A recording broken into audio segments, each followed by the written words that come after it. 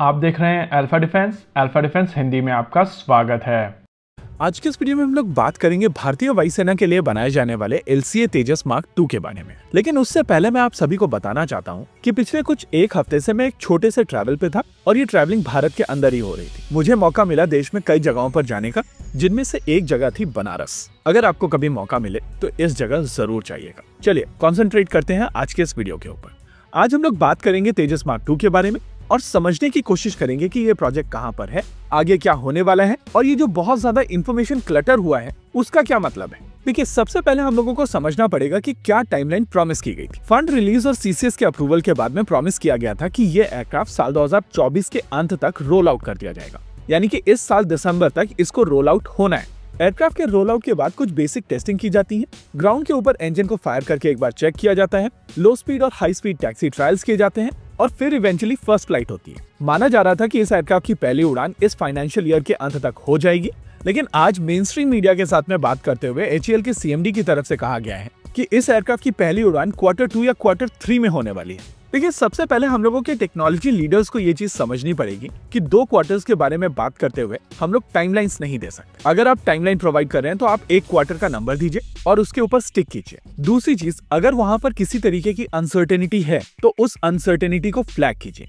Accountability aspect से ये तरीका सही नहीं है और अगर पहला प्रोटोटाइप ऑलरेडी कपलिंग स्टेज में जा चुका है तो इस तरीके की टाइमलाइन को किसी भी तरीके से जस्टिफाई नहीं किया जा सकता है। भारत के डिफेंस मैन्युफैक्चरर्स को अकाउंटेबल होना पड़ेगा और स्पेसिफिकली एक ऐसी कंपनी जो लगभग 100 साल से एयरक्राफ्ट बना रही है और भारत में इकलौती ऐसी कंपनी है जो एयरक्राफ्ट बना सकती है, तो उनको अपने पूरे कंडक्ट में अकाउंटेबिलिटी लानी पड़ेगी। आप सभी को याद होगा कुछ समय पहले ये फोटोग्राफ पब्लिक हो गई थी। इस फोटोग्राफ में आप साफ देख सकते हैं कि ये एयरक्राफ्ट कपल हो चुका है। कपलिंग का मतलब समझिए। आमतौर पर एयरक्राफ्ट को पीसेस में बनाया जाता है। LCA मार्क 1A के केस में ये एग्जैक्टली 6 डिफरेंट पार्ट्स होते हैं जो पहले HAL में बनाए जाते थे, लेकिन अब उनको प्राइवेट सेक्टर कंपनीज में बनाया जा रहा है। Frontal fuselage, mid fuselage, rear fuselage, wings और वर्टिकल स्टेबलाइजर। इन सभी स्ट्रक्चर्स के अंदर इलेक्ट्रॉनिक्स, वायरिंग और अलग अलग तरीके की पाइपिंग को मेंटेन करने के बाद में इनको पूरी तरीके से कंप्लीट मान लिया जाता है और जब ये सारे के सारे कंपोनेंट्स पूरी तरीके से कंप्लीट हो जाते हैं तो एयरक्राफ्ट को कपल करना शुरू कर दिया जाता है, यानी कि जोड़ना शुरू कर दिया जाता है।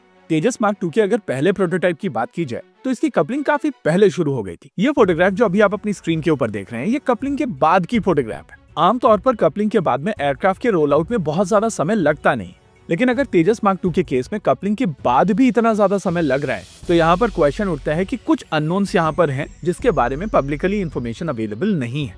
वैसे आमतौर पर किसी भी नए एयरक्राफ्ट के डेवलपमेंट में समय लगता है और कुछ परेशानियां आती हैं, लेकिन अगर कपलिंग शुरू हो चुकी है तो हम लोग उस स्टेज को क्रॉस कर चुके हैं। ऐसे में सारी चीजें आकर रुकती हैं जियोपॉलिटिकल एंगल को लेकर। प्लान के हिसाब से तेजस मार्क 2 में GE F414 इंजन का प्रयोग किया जाएगा और ये इंजन्स ऑलरेडी HAL को डिलीवर किए जा चुके हैं। इसके अलावा इन इंजन्स को आगे चलकर भारत में बनाया जाएगा, जिसमें HAL को लगभग 80% की टेक्नोलॉजी ट्रांसफर की जाएगी। इन इंजन्स को लेकर बेसलाइन डील साइन हो चुकी है और माना जा रहा था कि फॉर्मली ये डील इस साल अक्टूबर तक साइन हो जाएगी। हालांकि US और भारत के बीच में जो खींचतान चल रही है, क्या उसका इम्पैक्ट इस डील के ऊपर होने वाला है या नहीं, वो आने वाला समय ही बताएगा। वैसे हमारा स्टैंड हमेशा से यही रहा है कि भारत को अपने खुद के इंजन्स बनाने चाहिए और अगर तेजस मार्क 1A की तुलना में देखा जाए तो GE F414 के साथ में भारत एक बेहतर अप्रोच यूज कर रहा है। दूसरी चीज, HAL के CMD जब मीडिया से बात करते हैं तो उनको चीजों को ओवर सिंप्लीफाई करने की आवश्यकता नहीं। ये बात सच है कि बहुत सारे लोग टेक्निकल टर्म्स नहीं समझ पाते हैं, लेकिन अगर HAL के CMD टेक्निकल टर्म्स का प्रयोग करेंगे तो इन्फॉर्मेशन करेक्ट बाहर जाएगी और फिर ये रेस्पॉन्सिबिलिटी बनती है मीडिया ग्रुप्स की कि चीजों को सिंप्लीफाई किया जाए। इसी के साथ आज के इस वीडियो में रखते हैं केवल इतना ही। वीडियो को अंत तक देखने के लिए धन्यवाद। देखते रहिए अल्फा डिफेंस। जय हिंद।